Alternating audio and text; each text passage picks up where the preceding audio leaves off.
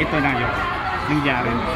Super happy and sobrang grateful po talaga sa lahat ng opportunity. Syempre pandemic, mahirap magka-project, magka-work, syempre lahat naman tayo na-affect.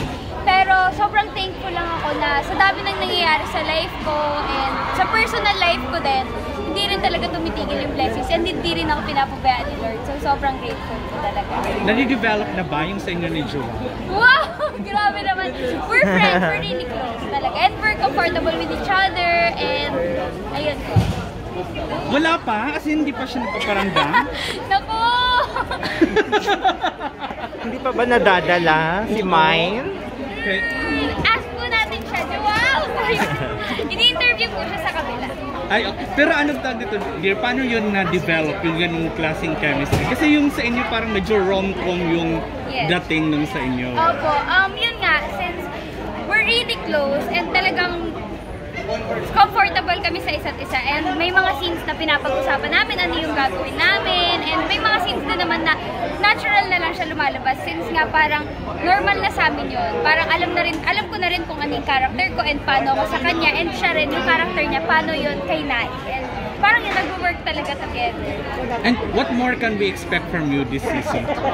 This season, nakikita mo talaga nila yung iba't ibang sides ni Nai. Unlike sa season 1, like puro saya lang and puro happy lang, madaldal na Nai. Ngayon, parang may ibang flavor, may ibang backstory ni Nai, kung paano ba siya magalit, paano siya malungkot. Makikita po natin yan lahat this season.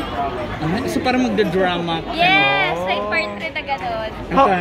How about dun sa relationship niya ni Joao dun sa series? Meron bang makikitang mga parang pasabog or development ng mga characters? Yes, may pa-nose to nose ulit? Ganun. Go! Grabe naman! Abangan po natin yung mga scenes. Pero syempre, story-wise, may pasabog and may twist din talaga yung sabi ni Joao. And syempre, especially yung may learnings din. May matututunan po Dun sa mga talaga. papasok na mga bagong character, kanino ka doon may makaka-connect na character? Sa mga bagong papasok, I think si Raho po. Ayan, ayan na. Ayun! Okay. Oy, nagtatanong nga kami kung wala naniligaw na ba. Ikaw daw ang sumagot. Tanungin na lang siya. Hoy! Uy! No! Hoy! Mag-dinner po kasi kami. Naniligaw na ba sa'yo? Wow! Grabe na yun! Tanong natin siya ulit. Pero ready ka na ba if ever?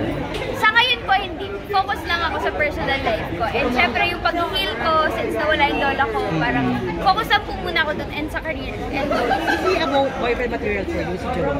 yes, sobrang gentleman po kasi si Joao. And talagang respectful siya. Hindi siya...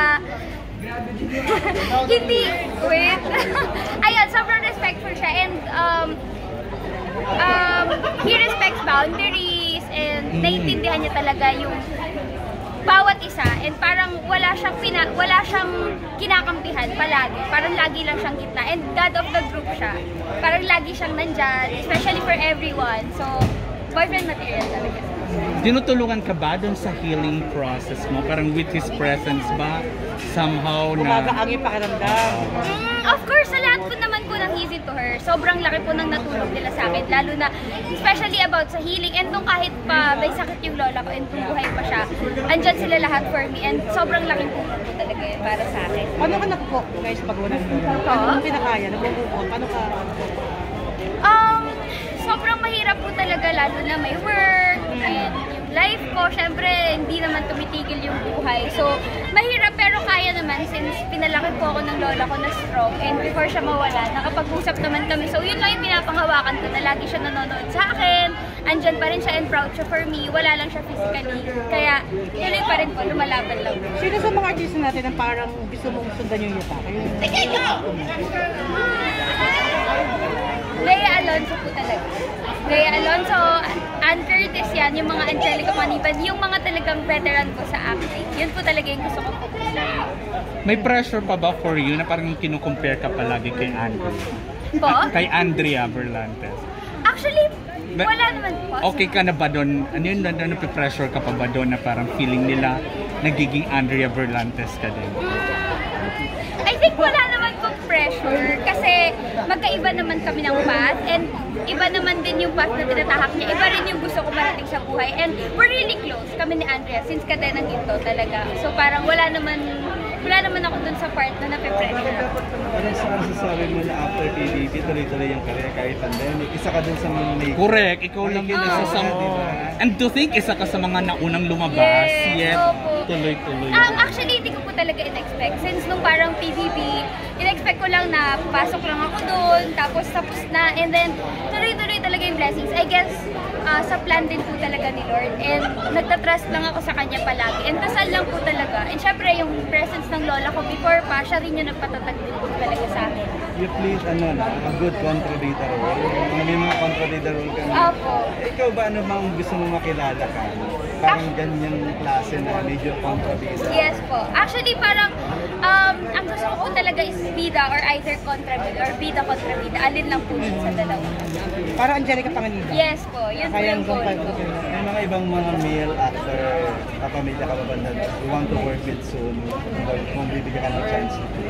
Actually, sa mga kapamilya actors po kasi, lahat po talaga close ko. Yun ang sinasabi nila, tropable talaga ako. Parang alam niyo naman ako, Tropable. Diba? Puro lahat yan mga tropa ko. So, siguro, wala pa po ako nakikita. I think I want to really focus on like myself and independent po talaga na maging artist as of Yung now. mga leading men natin. Gusto mo lang maka-partner? Mga leading men that you want to work with. So, yung mga medyo veterano na.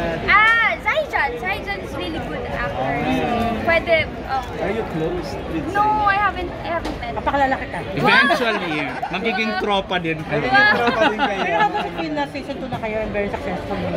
Yes! Opo, sobrang happy. Siyempre, lalo na nung season 1 pa lang, ang dami na nangyari and ang daming pinagdaanan ng show na to. Tapos nag-shoot pa kami ng COVID, so parang anong hirap pero na-pull off namin and nandito na kami ngayon, nakakapag-show na kami and papalabas na yung editor. So sobrang happy lang talaga kami lahat na yung mga kasama ko pa dito, family ko talaga, like sobrang close namin and wala talagang bad blood. So I'm so happy na sana magustuhan nyo guys kung ano man yung papalabas namin. Thank you guys so much sa walang sawang pag-support. Speaking of ano, very close kayo.